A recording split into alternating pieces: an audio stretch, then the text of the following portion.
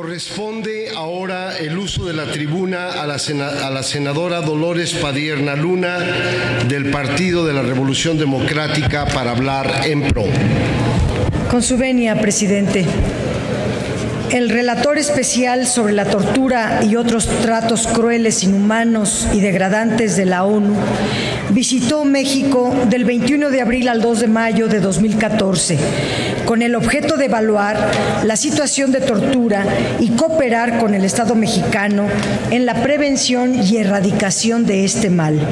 Nosotros coincidimos con el relator en el sentido de que el más grave problema vinculado a la tortura es la impunidad y la ausencia de mecanismos integrales y coordinados para prevenir, investigar, sancionar y erradicar la tortura desde una perspectiva de los derechos humanos.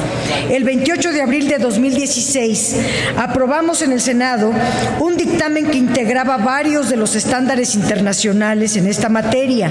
La mayoría de las recomendaciones se formulaban al Estado mexicano y las observaciones de las organizaciones de la sociedad civil.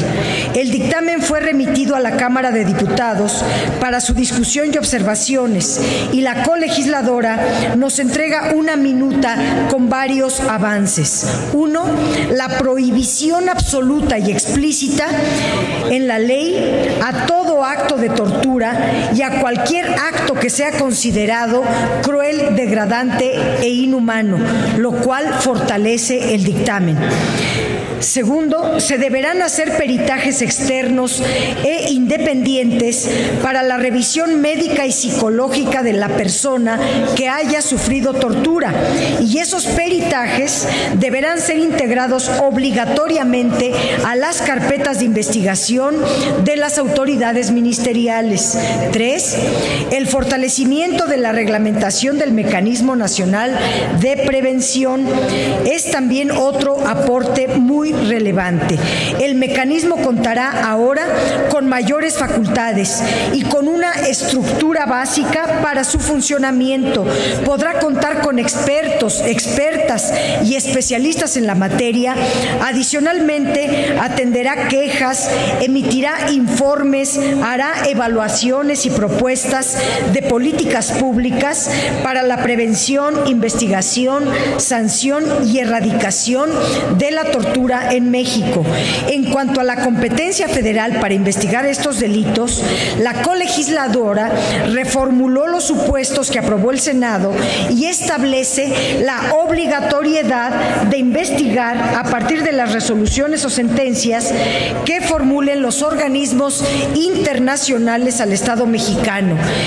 También el presente dictamen propone flexibilizar la regla de procedencia de la investigación de tortura, previéndose que será de oficio, por denuncia o por vista a la autoridad judicial. Con ello, no será necesaria la existencia de indicios y otros requisitos. Se eliminan prácticamente todos los requisitos de procedibilidad, pues ya incluyen todas las opciones vigentes.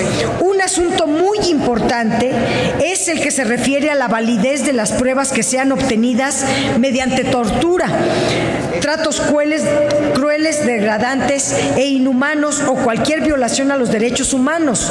El dictamen propone que se amplíe la fórmula y se actualice la norma, lo que se ha llamado en tribunales el efecto corruptor de la prueba.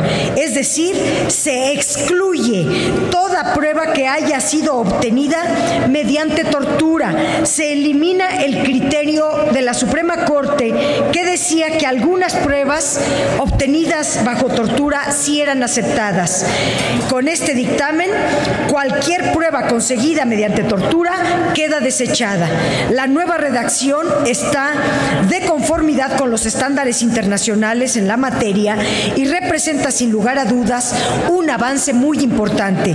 Además, se establece el principio pro persona, el principio de aplicación de la ley más benéfica a la persona a quienes se encuentren privados de su libertad y en los casos de cuyo proceso se hubiesen obtenido o utilizado pruebas obtenidas directa o indirectamente bajo tortura o mediante la violación a derechos humanos.